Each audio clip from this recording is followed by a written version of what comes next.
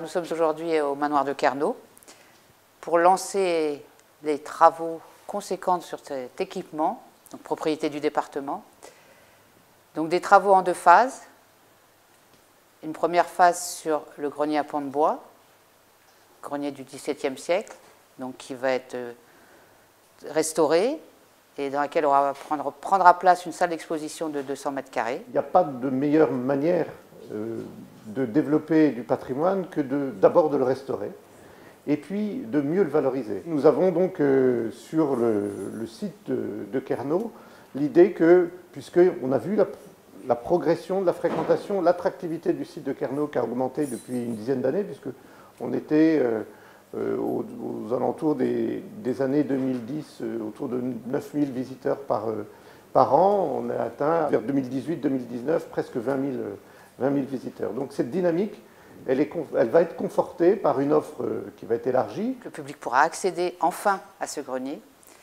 Dans ce grenier, dans les combles, prendront place les bureaux du personnel. Donc sera libéré par la même occasion l'étage, le premier niveau du logis. Aujourd'hui, les bureaux sont installés dans des très très belles pièces qu'on ne peut pas voir, qui sont des chambres avec des boiseries, avec des alcôves, et très très bien conservées. Et donc ça, ce sera un nouveau programme d'ouverture au public. Une importance pour nous de restaurer le patrimoine et surtout de lui donner vie et de permettre aux Finistériens de le visiter et d'en prendre possession. Parce qu'ici, c'est un lieu qui est très visité.